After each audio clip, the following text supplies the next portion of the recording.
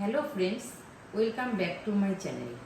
আজকে আমি আবার চলে এসেছি তোমাদের সামনে ভাপা সন্দেশের রেসিপি নিয়ে। এই যে ছানা নিয়ে নিয়েছি, এইবার আমি ভাপা সন্দেশটা তৈরি করে দেখাবো। তোমরা আমার সাথে থাকো, আমি এবার রেসিপিটা দেখাবো। মিক্সিং জারে আমি ছানাটা নিয়ে নিয়েছি।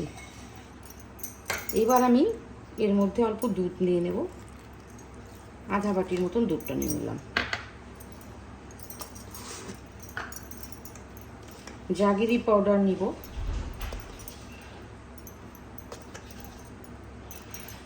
4-5 চামচ জাগিরি পাউডার নিয়ে নেব।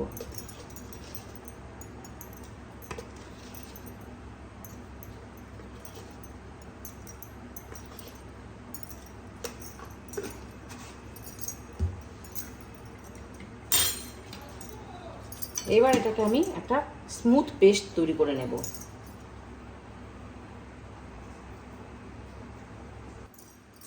এবার আমি মিক্সিং জারটা খুলে নেব।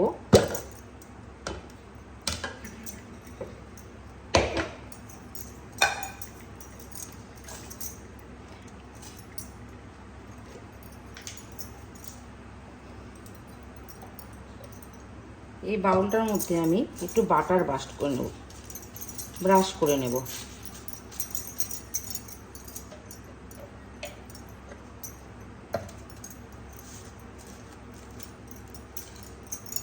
বাটার বা ঘি আপনারা দুটোই করে নিতে পারেন।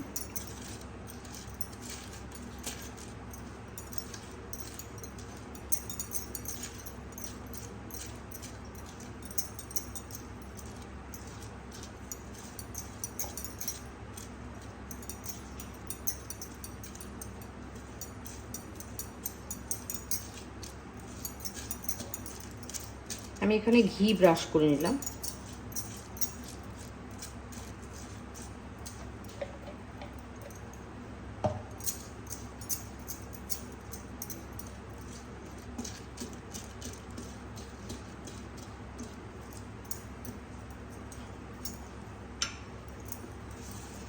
এবার আমি এটাকে ঢেলে নেব।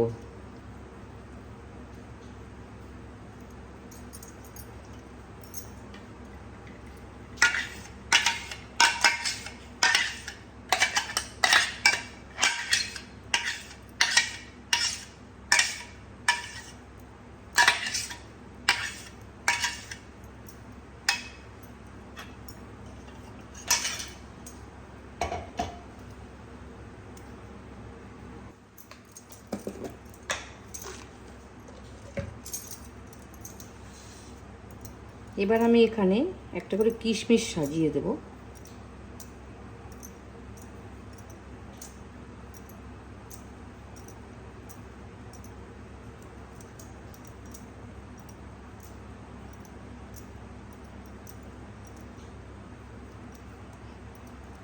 কেশর দিয়েও সাজাতে পারেন।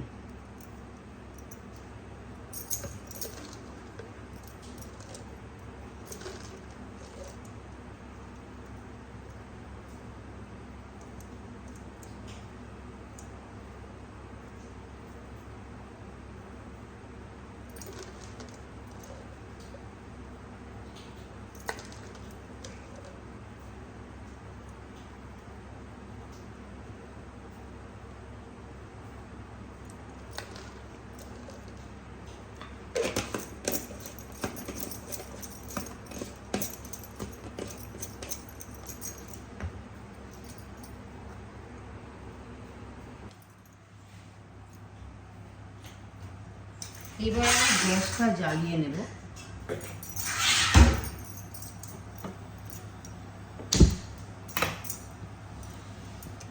একটা কড়াইয়ের মধ্যে একটা স্ট্যান্ড বসিয়ে কিছুটা জল দিয়ে দেব।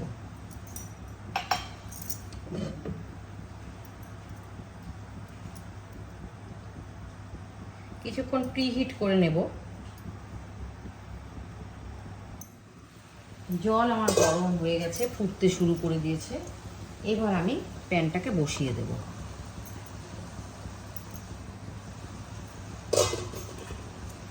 ঢাকনা একটা দিয়ে দেব। লো হিটে আমি এটাকে রান্না করব। 20 মিনিট লাগবে এটা আমার রান্না করতে।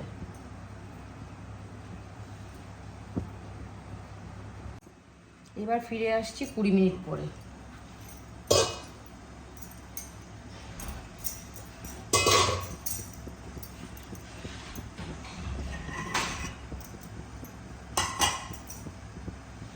আমার ভাপা সন্দেশ দেখছি, একটা চাকুর সাহায্যে দেখবো, এই যে পুরো ক্লিয়ার আসছে, তার মানে আমার ভাপা সন্দেশ রেডি। এবার আমি এটাকে কিছুক্ষণের জন্য ঠান্ডা হতে দেব। ঠান্ডা করে কিছুক্ষণ আমি ফ্রিজে রেখে দেবো 2-3 ঘন্টার জন্য।